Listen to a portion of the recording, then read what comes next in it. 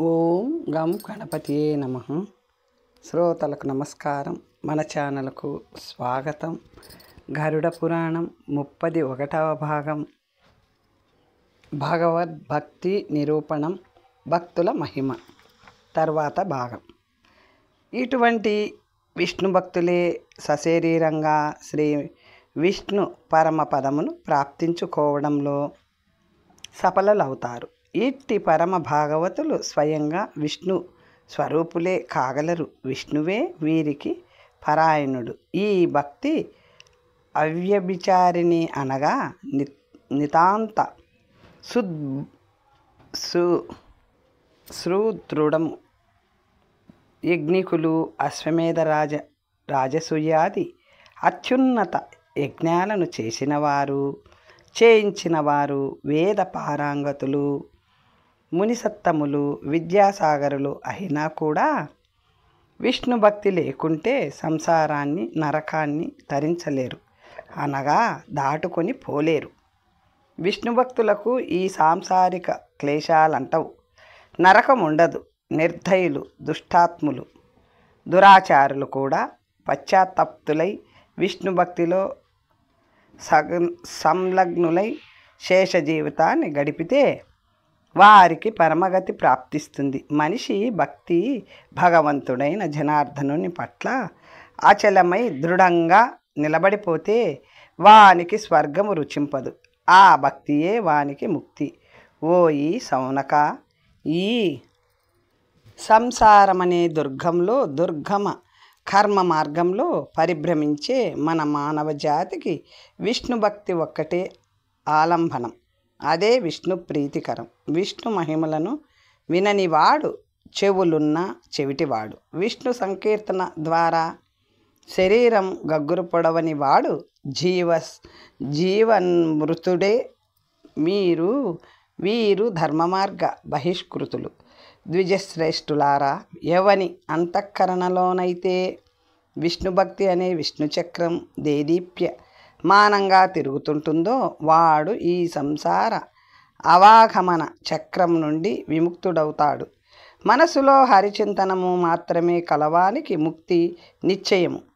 ఎందుకంటే విష్ణువును పూజించడం మొదలుపెట్టగానే ఎవరైనా ధర్మాత్ములైపోతారు. చింతలు వంతలు లేని శాశ్వత సుఖం ఈ లోకంలోనే వారికి చేకూరుతుంది.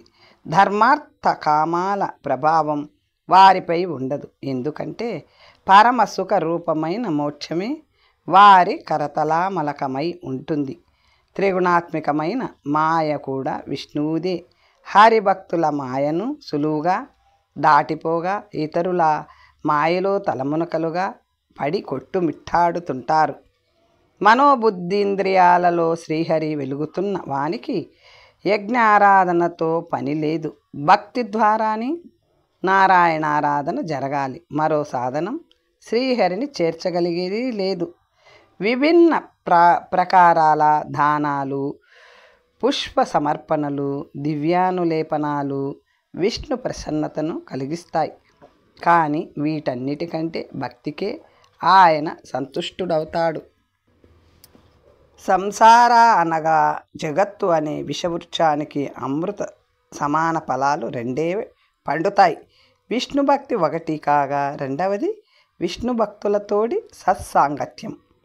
తమ వంశంలో విష్ణు భక్తుడొకడు ప్రసిద్ధిగాంచగానే వాని పితరులు ఆ లోకంలో పాటలు పాడుతూ ఆనంద నృత్యాలు సలుపుతారు. దుర్యోధనుడు, శిశుపాలుడు వంటి దుర్మార్గులే కృష్ణుని స్పృజించి ఆయనతో కలిసి జీవించడం వల్ల నిష్పాపులయ్యారంటే ఇక ఆయన భక్తులుగానే జీవించిన భీష్మ విదురాదుల సంగతి చెప్పనేలా. ఫల, పుష్ప, పత్ర, జల బిందువుల్లో ఏ ఒక్కదానినైనా పండబారిన నిండు భక్తితో సమర్పించి సనాతన పురుషుడైన ఆ దేవదేవుని సులువుగా పొందవచ్చు. ధ్యాన యోగం అంటే ఏమిటో తెలియని వారు కూడా అప్రయత్నంగా ఆయనను ధ్యానించి ముక్తి నందగలిగారు. హే మాధవ, నా ఈ గుర్రం లాంటి మనస్సు అనేక ఇంద్రియ ఛిద్రాల నుండి సోకిన విషయ వాసనలను చూసి మతిపోయి ఎటు పోవాలో తెలియక కష్టాల దారిలో పరుగులు పెడుతుంది. దీనిని నీవు ఆపాలి, నీ చరణాల వైపు మళ్లించుకోవాలి. అప్పుడు నా మనస్సు వాటిని వదిలి కదలలేదు, నేను ముక్తి వైపు కదిలిపోగలను అని ఆ మహావిష్ణువుని మనం ప్రార్థించాలి. విష్ణువే పరబ్రహ్మ, ఆయనే 3 విభిన్న రూపాలను ధరిస్తాడని వేదశాస్త్రాదులలో ప్రతిపాదింపబడింది. ఈ తథ్యాన్ని మాయను గెలిచి అర్థం చేసుకున్న వారికి అంతా విష్ణుమయం, ఈ జగమంతా విష్ణుమయం. నామ సంకీర్తన మహిమ. ముక్తికి కారణభూతుడు, అనాది అనంతుడు, అజుడు, నిత్యుడు, అవ్యయుడు, అక్షయుడవునగు శ్రీ మహావిష్ణువు నామ సంకీర్తననే నిత్యం చేసేవానికి ఈ లోకమే నమస్కరిస్తుంది. నేను అనగా సూతుడు, బ్రహ్మ మొదలగు వారు ఆనంద స్వరూపుడు, అద్వైతుడు, విజ్ఞానమయుడు, సర్వవ్యాపకుడు, సకల జన హృదయ వాసుదేవుడు నగు విష్ణు భగవానునికి భక్తిభావంతో ఏకాగ్ర మనస్కుడనై ఎల్లప్పుడూ నమస్కరిస్తున్నాను.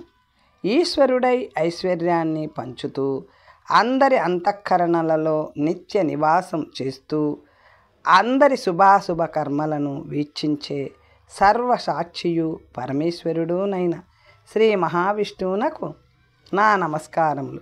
శరీరంలో తగినంత శక్తి ఉండి కూడా భగవంతుడైన చక్రపాణికి నమస్కారం చేయని వాని కంటే గాలికి కదలాడే తుచ్చమైన గడ్డి పరకలే మేలు. దీనికన్నా అదే ఉద్విగ్నంగా ఉంటుంది. నవనీల మేఘశ్యాముడు, లోకనాథుడు, పరమపురుషుడు, అప్రమేయుడు అయిన శ్రీ కృష్ణ భగవానునికి భక్తి పరవశుడై ఒక్కమారు సర్వస్వాన్ని అర్పించుకుంటూ నమస్కారం చేస్తున్న స్వపచుడు అంటే చండాలుడు కులీనుల కంటే ఉత్తముడై ఉత్తమ గతులు పొందుటకు అర్హుడవుతాడు.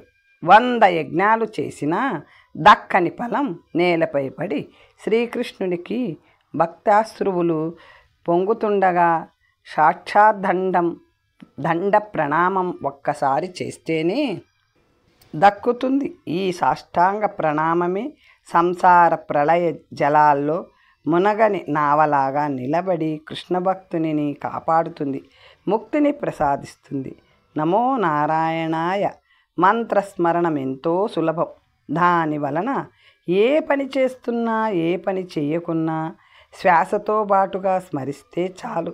ఇక్కడ అన్ని సుఖాలు, అక్కడ స్వర్గ సుఖాలు లభిస్తాయి. అయినా ప్రజలు మూర్ఖులై ఈ మంత్రాన్ని విస్మరించి నరకానికి పోతున్నారు.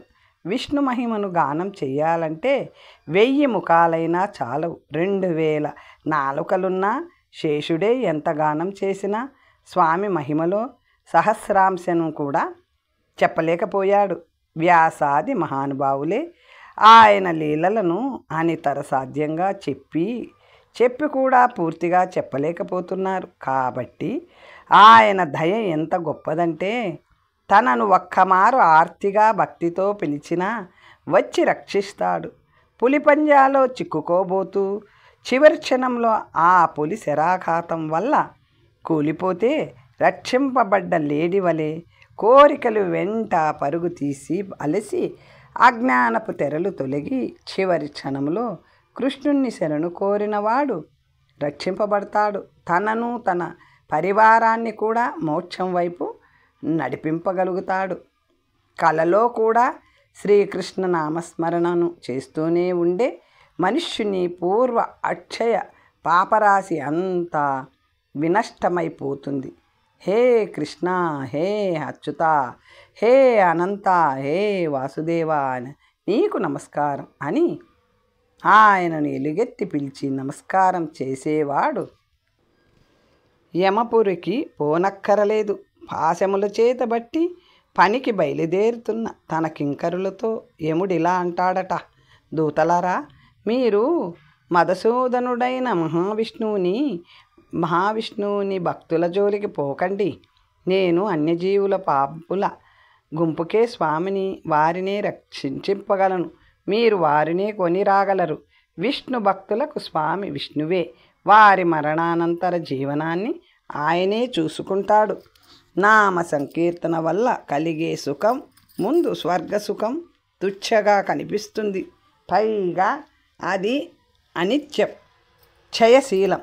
శ్రీకృష్ణ ధామం దాకా గల మార్గంలో కృష్ణదేవలగ్న చిత్తుడైన వానికేకైక ప్రాథేయం అనుపమ అవలంబనము శ్రీకృష్ణ నామ సంకీర్తనమే.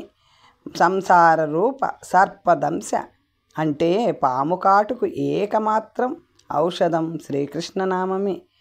ఈ క్రింది వైష్ణవ మంత్రాన్ని జపించిన వారికి ముక్తి సులభ సాధ్యం. పాథేయం పుండరీకాక్ష నామ సంకీర్తనం హరే సంసార సర్ప సందష్ట విషచేష్టైక భేషజం. కృతయుగంలో హరినే ధ్యానిస్తూ, త్రేతాయుగంలో ఆయన మంత్రాలను జపిస్తూ, ద్వాపరంలో ఆయనను పూజిస్తూ ఏ ఫలాలైతే ప్రాణులు పొందాయో అవే ఫలాలు కలియుగంలో కేశవ నామస్మరణతో సంకీర్తన మాత్రమున పొందగలవు. జిహ్వాగ్రాన హరి అను 2 అక్షరములు గల వ్యక్తి సంసార సాగరాన్ని అనాయాసంగా దాటి మోక్షమును అందగలడు. అనేక పాపాలను తెలిసో తెలియకో చేసిన వారు వాటి నుండి ముక్తులై పరిశుద్ధులు కావాలంటే హరినామస్మరణమే మార్గం. నారాయణ స్తవనము గుణకీర్తనలచే నిండిన కథలను వినడంలో నిమగ్నుడైన వ్యక్తిని ఈ సంసారంలో ఏదీ బాధించలేదు. కలలో కూడా అతడి లోకాన్ని వరించడు. విష్ణు పూజలో శ్రద్ధాభక్తుల మహిమ. శౌనకాది మహామునులారా, జీవనసారం సర్వలోక స్వామి అయిన శ్రీహరి ఆరాధన మాత్రమే పురుష సూక్తం ద్వారా ఎవరైతే పుష్పజలాదులను ఆ పరాత్పరునికి, ఆ శ్రీ మహావిష్ణువుకి సమర్పిస్తారో వారు సర్వదేవతలను సర్వ జగత్తుతో సహా పూజించిన పుణ్యాన్ని పొందుతారు. విష్ణు పూజ చేయని వానిని బ్రహ్మఘాతిని చూసినట్లే చూడాలి. సమస్త ప్రాణుల ఉత్పత్తి ఎవని నుండి జరిగిందో, సమస్త చరాచర జగత్తంతటా వ్యాపించిన భగవంతుడెవరో అట్టి విష్ణుదేవుని పూజించని మానవుడు పేడ పురుగుతో సమానం. నరకంలో నోటితో చెప్పరాని బాధలు పడుతున్న వారిని యమధర్మరాజు ఇలా ప్రశ్నిస్తాడు. ఏమయ్యా మీరు కష్ట వినాశకుడైన విష్ణుదేవుని అసలు పూజించనే లేదా? ఎందుచేత? స్తోమత లేకనా? ఆయనతో ఆ సమస్యే ఉత్పన్నం కాదే? ఒక నీటి చుక్కను ఆయనకు సమర్పించి నమస్కారం చేస్తే ప్రసన్నుడైపోయి తన లోకాన్ని మీకిచ్చి వేసే కరుణామయుడు కూడా కదా. ఆయన విష్ణు పూజను చేయక ఈ నరకంలో పడ్డారు. ఏల చేసిరి కాదో. శ్రద్ధగా మనిషి చేసే పూజలకి సంతుష్టుడై ఆ మహావిష్ణువు అతనికి చేసే ఉపకారాన్ని వాని తల్లి కానీ తండ్రి కానీ సోదరుడు కానీ 1000 మరే దేవతలు కానీ చేయలేదు. అలాగే మనసు పెట్టి చేసే పూజ తప్ప ఆయనకెవ్వరూ ఏమి సంతుష్టుడిగా పెట్టనూ లేదు. దానాలు కానీ స్వర్ణం కానీ ఖరీదైన సుగంధాలు కానీ అనులేపనాలు కానీ భక్తి వలె ఆయనను తృప్తిపరచలేవు. నీ సంపత్తి, ఐశ్వర్యం, బలం, పుత్ర పౌత్రాదులు, మహత్యము ఇవేమీ ఆయనకు అవసరం లేదు. ఆయనకి కావలసింది భక్తి ఒక్కటే అని శాస్త్రాలను అవలోకించి మరలా విచారించి చూస్తే తేలే పరమ విజ్ఞాన పూర్ణమైన నిష్కర్ష ఒక్కటే. అదేమనగా మనుష్యులు ఎల్లవేళలా శ్రీమన్నారాయణుని ధ్యానించాలి. తదేక నిష్టతో నిత్యం నారాయణ ధ్యానం చేసేవానికి దానాలు, విభిన్న తీర్థ పరిభ్రమణం, తపస్సు, యజ్ఞాలు చేయడం వంటివి ఎందుకు? ఏం ప్రయోజనం? అనగా శ్రీమన్నారాయణ ధ్యానమే సర్వోత్కృష్ట దానం, తీర్థం, యజ్ఞం, సమస్త ప్రాయశ్చిత్తాలు తప కర్మలు విష్ణువు వైపు నడిపించేవే. వీటన్నిటిలో సర్వశ్రేష్ఠతపం ఆయన ధ్యానమే. ఎన్ని పాపాలు చేసినా వాడైనా పశ్చాత్తాపడి మనసా హరిని ధ్యానిస్తూ శేష జీవితం గడిపితే చాలు. ప్రాయశ్చిత్తం అవసరమే లేదు. ఒక ముహూర్తం పాటు అన్నీ మరచి ఆయనను ధ్యానిస్తేనే స్వర్గం ప్రాప్తిస్తుంది. అటువంటప్పుడు అనన్యపారాయణ భక్తి కలవాని విషయం చెప్పనేలా. యోగపారాయణులు యోగసిద్ధులు కలలోనూ ఇలలోనూ కూడా చివరికి సుషుప్త వ్యవస్థలోనూ భగవానుడైన అచ్యుతునే మనస ఆశ్రయించి ఉంటారు. సామాన్యులైన లేస్తూ పడుతూ రోదిస్తూ తింటూ కూర్చుంటూ నిద్రిస్తూ మేలుకుంటూ గోవింద మాధవ నారాయణ అంటూ స్మరిస్తుండాలి. ఎవరి కర్మలను వారు నిర్వర్తిస్తూనే చిత్తాన్ని హరిపై లగ్నం చేయాలి. ఆయన పట్లనే అనురక్తులై ఉండాలని శాస్త్ర కథనం. ధ్యానమే పరమధర్మం, ధ్యానమే పరమతపం, ధ్యానమే పరమశుద్ధి. కాబట్టి మానవులు భగవద్ధ్యాన పరాయణులై ఉండాలి. విష్ణు ధ్యానమును మించిన ధ్యానము లేదు, ఉపవాసాన్ని మించిన తపస్సు లేదు. కాబట్టి వాసుదేవ చింతనమే మన ప్రధాన కర్మ కావాలి. ఈ లోకంలో కానీ పరలోకంలో కానీ ఏవైతే అత్యంత దుర్లభాలో కనీసం ఆలోచనకు కూడా అందవో అలాంటి వాటినన్నిటినీ మధుసూదనుడు మనం అడగకుండానే ఇస్తాడు. యజ్ఞాదులలో పొరపాట్లను కూడా ఆయన పూరిస్తాడు. పాపకర్మలను శుద్ధిపరచాలంటే హరిధ్యానమును మించిన సాధనం లేదు. పునర్జన్మను తెచ్చే కారణాలను దహించి భస్మం చేసే యోగాగ్ని హరిధ్యానం. సమాధి ధ్యానయోగ సంపన్నుడైన యోగి యోగాగ్నిలో తను తెలిసి తెలియక చేసిన కర్మఫలాలన్నిటినీ భస్మం చేసి పూర్వకర్మ ఫలం కూడా లేకుండా చూసుకొని ఈ జన్మలోని ముక్తిని పొందుతాడు. వాయువుకు అగ్ని తోడైనట్లు ధ్యానయోగికి విష్ణు కృప తోడైన వాని కర్మఫలాలను దహించి వేస్తుంది. స్వర్ణంలో గల మలం అగ్నిలో పడితే మటుమాయమైనట్లు మనిషిలోని మాలిన్యం విష్ణు ధ్యానంలో పడితే పటాపంచలైపోతుంది. మంచి కోసం ఎదురు చూడకుండా హరివైపు మళ్ళీ పోవాలి. హరి ధ్యానం చేసే రోజే మంచి రోజు, తిథే మంచి తిథి, తారే అంటే నక్షత్రమే సంపత్తార. ఎవని హృదయంలోనైతే గోవిందుడు ఉంటాడో వానికి కలియుగం కూడా సత్యకృత యుగమైపోతుంది. సుఖంగా ఉంటాడు. ఏమీ లేకపోయినా అదే హరి హృదయమందు లేని వానికి సత్యయుగమే కలియుగమైపోతుంది. ఏమీ సుఖముండదు. అన్నీ సమకూడి ఉన్న శ్రీకేశవదేవుని చరణాలపై తన మనస్సును జీవితాన్ని సంపూర్ణంగా అర్పించిన మహాభక్తుడు గృహస్థాశ్రమాన్ని పరిత్యజింపకపోయినా మహాతపశ్చర్యలో మగ్నుడు కాకపోయినా మాయను ఛేదింపగలడు. శ్రీ మహావిష్ణువు ఎవని హృదయంలో కొలువై ఉంటాడో అతడు క్రోధులను క్షమతోనూ మూర్ఖులను దయతోనూ మార్చగలడు. ధర్మాత్ములపై ప్రసన్నతను కురిపించగలడు. స్నానదానాది సత్కర్మలను చేస్తున్నప్పుడు దుష్కర్మలకి ప్రాయశ్చిత్తాన్ని చేసుకుంటున్నప్పుడు శ్రీహరిని ధ్యానిస్తూ చేస్తే అవి మరింత గొప్ప ఫలాన్నిస్తాయి. నీలకమల సమాన కాంతిమంతుడు సుందర శ్యామవర్ణుడునైన శ్రీ మహావిష్ణువు ప్రకాశించే హృదయం కలవాడు సర్వ విజయుడు అవుతాడు. పరాభవ ప్రసక్తే లేదు. పూర్వపుణ్యం కొద్దీ కీటకాలు ఈగలు పక్షులు మున్నగు జంతువులే హరిని చిత్తంలో స్మరిస్తే ఉత్తమ గతులు నొందుతాయి. ఇక జ్ఞాన సంపన్నులైన మానవుల సంగతి వేరే చెప్పాలా? భగవంతుడైన వాసుదేవుడును మహావృక్షము యొక్క నీడలో నివసించగలిగిన వారికి ఎముకల కొరికే చలి కానీ గుండెను మండించే వేడి కానీ ఉండవు.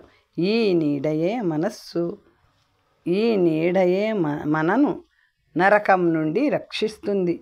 మిత్రులారా, మధుసూదన భగవానుని తన మనస్సులో నివసింప చేసుకోగలిగిన వారిని, అహర్నిశలు ఆయనని ధ్యానించేవానిని మహాక్రోధి దుర్వాసుని శాపం కూడా నశింపచేయలేదు. ఇంద్రుని శాసనమైన వానిని బాధింప సమర్థం కాదు.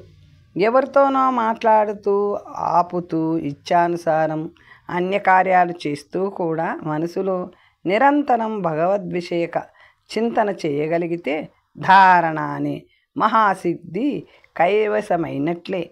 ఈ ధారణే అనగా ధ్యేయంపై చిత్త స్థిరతయే విష్ణులోక ప్రాప్తిదం.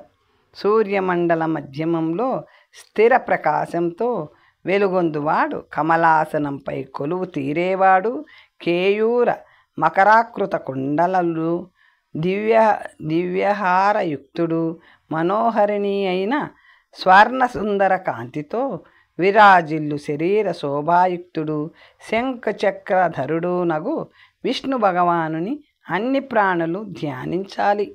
భగవద్ధ్యానాన్ని మించిన పవిత్ర కార్యం ఈ విశ్వంలోనే లేదు. విష్ణు ధ్యానపరుడు చండాలుడు భక్తితో పెట్టిన అన్నాన్ని తిన్నా అపవిత్రుడు కానేరడు. ఎందుకంటే విష్ణు భక్తుడే స్వయంగా భగవన్మయుడు. ప్రాణుల చిత్తం విషయ వాసనలలో తగులుకొని ఇరుక్కుపోవడం చూస్తూనే ఉంటాం. కానీ అదే అనురక్తిని ఈ ప్రాణులు భగవంతుని వైపు మళ్ళిస్తే ఎందులోనూ చిక్కుకోక ఇరుక్కోక జీవన్ముక్తులే కాగలరు కదా. శ్రీ మహావిష్ణువుని చిత్తంలో నిలుపుకున్నవాడు ప్రతిక్షణం ఆయనకే నమస్కరిస్తుంటాడు. అది మనసుతో. కాబట్టి అతడు పాప సముద్రాన్నెప్పుడో దాటిపోయి ఉంటాడు. గోవిందుని గూర్చి తెలిపే జ్ఞానమే జ్ఞానం. కేశవలీలను తెలిపే కథలే కథలు. ఆ ప్రభువు నిమిత్తం చేయబడే కర్మయే కర్మ. హరిస్తుతిని చేయు జిహ్వయే జిహ్వ. విష్ణు సమర్పితమైన చిత్తమే చిత్తం. కమలాక్షు నర్చించు కరములే కరములు. తెలుగువారికి చిరపరిచితమైన ఈ భావం భాగవతం కన్నా ముందే గరుడ పురాణంలో ఇలా చెప్పబడింది. మస్తకమున్నందుకు ఫలమేమి? భగవానుని పాదాలపై పెట్టి నమస్కరించే సత్కర్మను చేయగలుగుట చేతులెందుకు? దేవుని పూజించుటకే మనసెందుకు? శ్రీహరి గుణ కర్మలపై నిత్య చింతనను నిర్వహించుటకే నోరున్నది. కేవలం శ్రీహరి గుణకీర్తనం చేయుటకే. సుమేరు పర్వతమంత మందరాచలమంత కుప్పలుగా పాపాలు రాసి పోసుకున్న అర్జించిన దుర్జనుడైన పరివర్తనముంది పశ్చాత్తాపించి ఒక్కమారు కేశవును స్మరించిన ఆ పాపరాశి అంతా దగ్ధమై భస్మమై ఎగిరిపోతుంది. ఎవనిపై మనసును లగ్నం చేసిన ప్రాణి నరకం వైపే పోనక్కర్లేదు. ఎవని చింతన సుఖానికి ముందు స్వర్గ సుఖాలే దిగుదుడుపో. ఎవనిని అర్థం చేసుకున్న జ్ఞానులు బ్రహ్మలోక ప్రాప్తిని పట్టించుకోరో, ఏ భగవానుడు అవ్యయుడై జడబుద్ధులైన మానవుల మనస్సుల్లో నిలిచి వారిని ముక్తికి అర్హులను చేస్తాడో అట్టి శ్రీ మహావిష్ణువుని నిరంతరం జీవితాంతం సంకీర్తనం చేసేవారు ఆయనలోనే కలిసిపోవడంలో ఆశ్చర్యమేముంది? దుఃఖ సాగరాన్ని దాటాలనుకునేవారు వారి స్తోమతను బట్టి యజ్ఞ జప స్నానాదులను చేస్తూ వాటితో పాటు శ్రీమన్నారాయణ సంకీర్తనను కూడా చేయాలి. ఏ స్తోమతూ లేని వారు సంకీర్తనం ఒక్కటి చేస్తే చాలు. రాజ్యానికి రాజు, బాలకులకు తల్లిదండ్రులు, సమస్త ప్రాణులకు ధర్మము ఆశ్రయాలైతే ఆ ధర్మమే అన్నిటితో పాటు శ్రీహరిని ఆశ్రయించుకొని ఉంటుంది. జగత్కారణ స్వరూపుడు సనాతనుడు నైన వాసుదేవుని పూజించు వాని దర్శనమే ఒక తీర్థయాత్రత పుణ్యాన్ని ఇస్తుంది.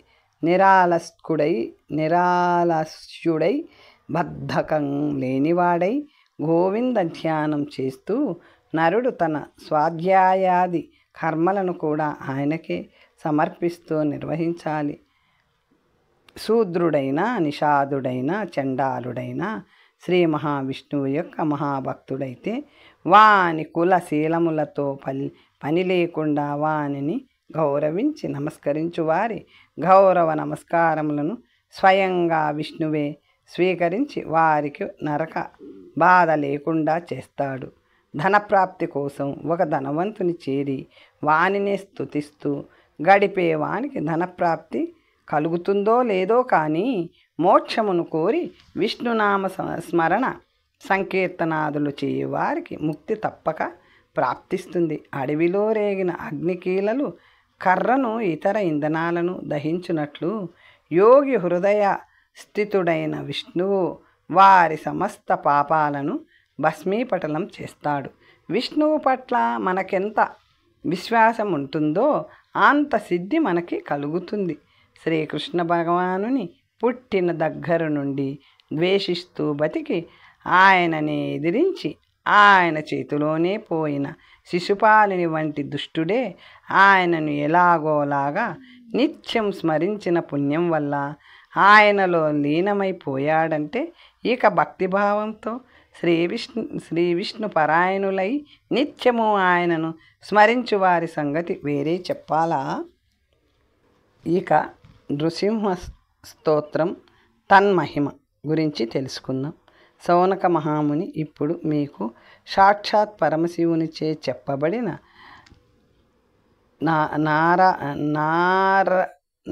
నరసింహ స్తుతి నృసింహ స్తోత్రముని మీకు వినిపిస్తాను. ప్రాచీన కాలంలో ఒకప్పుడు మాతృగణాల వారంతా కలిసి కూడబలుక్కొని శంకరుని వద్దకేగి, స్వామి, మేమంతా మీరు దయతో అవునంటే ఈ విశ్వంలోని దేవ అసుర మనుష్యాది ప్రాణులన్నిటినీ తినేస్తాం, అనుజ్ఞ ఇవ్వండి అన్నారు. పరమశివుడు వెంటనే, హే మాతృకులారా, మీరంతా ప్రజలను రక్షించడానికి సృష్టింపబడ్డారు. మీ ద్వారా రక్షణయే గాని భక్షణ జరగరాదు. మీరు వెంటనే ఈ భయంకర పాపపుటు ఆలోచనలు మీ మనసుల నుండి తొలగించండి అని ఆజ్ఞాపించాడు. అయినా ఆయన మాటలను సరుకు చేయకుండా ఆ మాతృగణాలు త్రైలోక్య భక్షణను ప్రారంభించాయి. అంతటా శివుడు నృసింహరూపుడైన విష్ణుదేవుని ఇలా ధ్యానించాడు. ఆద్యంతరహితుడు, సమస్త చరాచర జగత్ సృష్టికే కారణమైనవాడు, విద్యుత్ సమానమై మెరుపుల నేను నాలుక గలవాడు, మహాభయంకరములైన దంతములున్నవాడు, దేదీప్యమానములైన కేసరములు జూలుచే సుశోభితమైన గ్రీవం కలవాడు, రత్నజటిత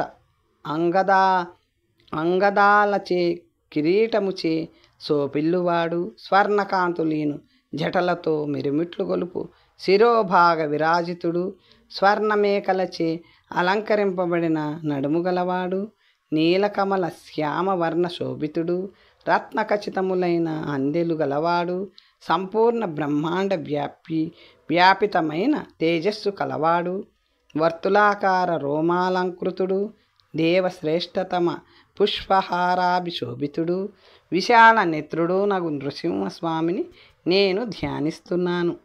శివుడిలా ప్రార్థించగానే నారాయణుడాయన వేడిన నృసింహ రూపంలోనే సాక్షాత్కరించాడు. ఈ రూపము దేవతలకే దుర్నిక్షము కానీ శివునికి కాదు. శంకరుడు నృసింహస్వామికి ప్రణామం చేసి ఆయన దర్శనమైన ఆనందంలోని అతిరేకతతో ఇలా స్తుతించాడు. నమస్తేస్తు జగన్నాథ నరసింహ వపురుద్ధర, దైత్యేశ్వరేంద్ర సంహారి, నకసుక్తి విరాజిత, నకమండల సంభిన్న హేమ పింగళ విగ్రహ, నమోస్తు పద్మనాభాయ శోభనాయ జగద్గురో, కల్పాంతం బోధ నిర్ఘోష సూర్యకోటి సమప్రభ, సహస్రయమ సత్రాస సహస్రేంద్ర పరాక్రమ, ధనదస్పిత సహస్రచరణాత్మక, సహస్రచంద్ర ప్రతిమ, సహస్రాంశు హరిక్రమ, సహస్ర రుద్ర తేజస్క సహస్ర బ్రహ్మస్త సంస్తుత సహస్ర రుద్ర సంజప్త సహస్రాక్ష నిరీక్షణ సహస్ర జన్మ మదన సహస్ర బంధమోచన సహస్ర వాయు వేగాక్ష సహస్రాజ్ఞ కృపాకర. ఈ విధంగా స్తుతించి వినమ్రతపూర్వకంగా శివుడు నృసింహస్వామికిలా విన్నవించాడు. భగవాన్, అంధకాసురుని చంపడం కోసం అవసరమవుతారని నేను కొందరు మాతృకలను సృష్టించాను. ఇప్పుడు ఆ మాతృకలు హింసా కారకాలై నా మాటను జవదాటి విశ్వంలోని వివిధ ప్రాణుల్ని తినేస్తున్నారు.